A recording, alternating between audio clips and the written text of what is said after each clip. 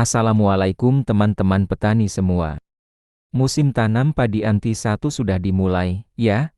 Dan banyak petani masih sering mengulangi kesalahan yang sama setiap tahun, padahal akibatnya bisa fatal buat hasil panen. Hari ini aku mau bahas 5 kesalahan umum petani di musim tanam anti-1.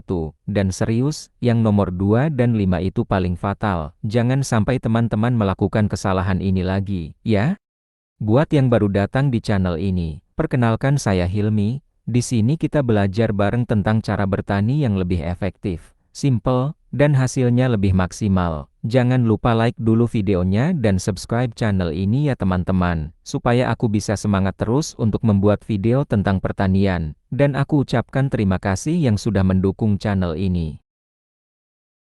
Buat yang mungkin baru dengar, anti-1 atau musim tanam 1 adalah masa tanam pertama di awal musim hujan. Ini masa tanam yang paling penting, karena biasanya air tersedia banyak dan menentukan hasil panen setahun ke depan. Sayangnya, karena airnya melimpah dan curah hujan tinggi, justru banyak kesalahan sering dilakukan di anti pertama. Nah, kita bahas satu persatu.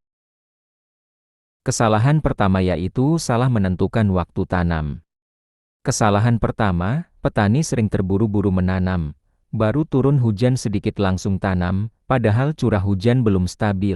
Kalau hujan belum rutin, air sawah gampang kering, bibit jadi stres, pertumbuhan tidak maksimal. Sebaliknya, kalau terlalu terlambat tanam, nanti kena serangan hama dan jadwal panen jadi molor.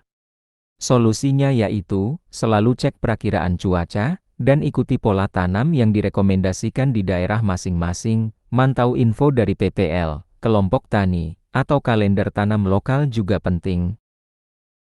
Kesalahan kedua, pengolahan tanah dan jerami yang tidak optimal. Nah, ini yang sering banget terjadi. Banyak petani merasa cukup dengan membajak sekali, lalu langsung tanam. Padahal setelah panen sebelumnya, jerami itu masih banyak banget di sawah. Jerami yang dibiarkan begitu saja bisa menyebabkan asam-asaman. Maksudnya, jerami yang tenggelam dalam kondisi becek itu membusuk secara anaerob. Ini bikin pH tanah turun sementara, akar padi jadi stres, dan bibit menguning di awal fase pertumbuhan. Masalah lainnya yaitu, proses pembusukan jerami menghasilkan gas beracun seperti metana, tanah jadi tidak rata dan cepat ditumbuhi gulma, pertumbuhan bibit jadi tidak seragam, ada yang cepat, dan ada yang telat. Solusi yang benar, jerami perlu dicacah dan diaduk rata saat pembajakan pertama. Setelah dibajak, biarkan 7-10 hari supaya jerami mengalami dekomposisi awal. Lanjutkan dengan penggaruan untuk meratakan permukaan tanah sekaligus menghancurkan sisa jerami. Kalau bisa, tambahkan dolomit untuk menetralkan pH, atau pakai dekomposer seperti M4 agar jerami cepat terurai dan aman untuk bibit. Dengan cara ini, tanah jadi lebih gembur, tidak masam, dan siap mendukung pertumbuhan bibit secara seragam. Kesalahan ketiga, penggunaan bibit yang tidak tepat. Banyak petani asal pakai bibit tanpa memperhatikan umur bibit, kualitasnya, atau varietasnya. Kesalahan yang sering terjadi yaitu, bibit terlalu tua atau terlalu muda, tidak direndam fungisida, jadi mudah kena penyakit, menggunakan varietas yang tidak cocok untuk NC pertama. Dampaknya, bibit tumbuh tidak seragam, kurang kuat, dan gampang terserang penyakit. Akhirnya hasil panen jauh dari harapan. Solusinya, gunakan bibit usia ideal, 18-21 hari untuk varietas unggul. Pilih varietas yang cocok untuk kondisi anti-1 di daerah kalian. Rendam bibit dengan larutan fungisida atau probiotik untuk mencegah penyakit sejak awal. Kesalahan keempat, pemupukan asal-asalan. Banyak petani masih memberi pupuk tanpa hitung-hitungan, bahkan ada yang melewatkan pupuk dasar karena merasa nanti bisa ditambah pupuk susulan. Hasilnya, tanaman kurang gizi di awal dan gulma malah tumbuh subur. Solusinya, berikan pupuk dasar NPK secara seimbang, tambahkan pupuk organik kalau ada, karena sangat bagus untuk anti-1 yang tanahnya lembab. Sesuaikan dosis dengan kondisi tanah dan varietas yang digunakan. Lakukan pemupukan sesuai fase, awal tanam, anakan, dan menjelang bunting. Kesalahan fatal kelima, mengabaikan gejala penyakit sejak awal. Banyak petani sering terlena di awal musim tanam pertama. Mereka berpikir, ini cuma gejala kecil, atau penyakitnya belum parah.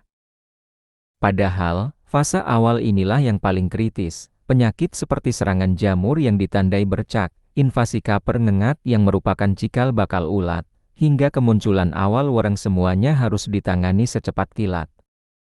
Mengapa ini berbahaya? Jika Anda biarkan, serangan penyakit di fase awal bisa menghancurkan bibit muda. Tanaman yang baru tumbuh akan sulit pulih, pertumbuhannya kerdil, dan hasil panen Anda terancam gagal total. Ingat, mencegah selalu lebih murah daripada mengobati. Solusinya sederhana, lakukan sekarang, pengendalian jamur, lakukan penyemprotan fungisida sistemik secara terencana, terutama saat kondisi lingkungan sangat lembab.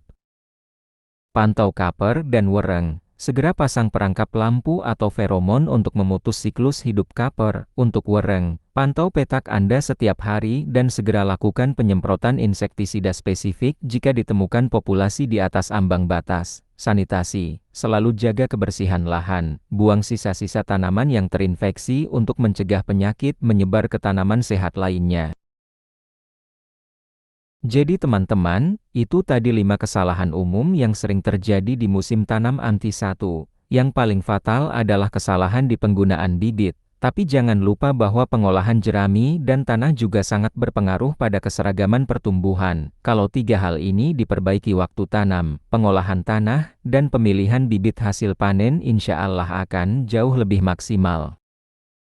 Terima kasih sudah menonton sampai akhir. Coba tulis di kolom komentar. Dari 5 kesalahan tadi, mana yang paling sering terjadi di daerah kalian? Jangan lupa like, subscribe, dan share video ini biar lebih banyak petani yang dapat manfaatnya. Sampai ketemu di video selanjutnya. Wassalamualaikum.